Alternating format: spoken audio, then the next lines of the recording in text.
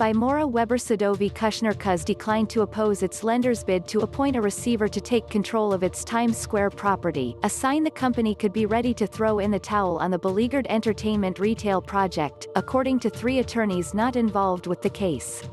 Kushner could also be holding its legal firepower to avoid triggering the debt's recourse provisions, the attorneys said.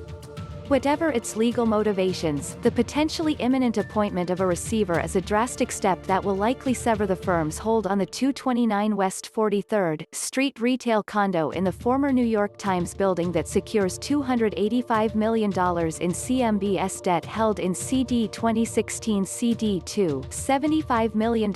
CD 2017 CD3, $100 million, JPMDB 2017 C5, $80 million, and CGCMT 2017 P7, $30 million,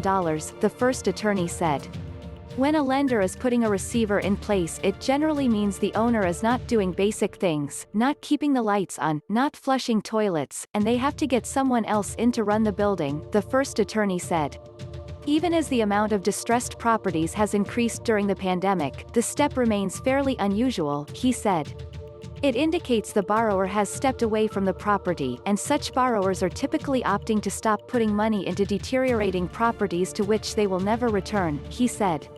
After filing the foreclosure action in the fall, the trusts are now seeking to appoint Klaus Kreschmann of CBRE as the property's receiver. During a March 5 status hearing, Judge Andrea Masley of New York County Supreme Court directed the building's condo board, a party in the foreclosure case, to confer with the lenders on the receivership matter after an attorney for Kushner-affiliated ownership LLCs said they were not opposing the motion. "If there's consensus, then we can get this done quickly," Masley said. The lack of opposition to a receiver marks a shift in tone for the Kushner entities, which had previously engaged in multiple legal battles with tenants, even pushing back against an attempt by a lender to former tenant Gulliver's Gate to take control of the shuttered museum's miniature building models. In September, Kushner shut down a move toward a UCC foreclosure by modifying Paramount Group's $85 million mezzanine loan on the property. While it may appear that Kushner is preparing to let go of the property, the company could also be treading carefully because loan agreements often have provisions that trigger non-recourse CMBS debt to turn recourse if borrowers contest a lender's foreclosure or receivership actions, the first 2 attorneys said.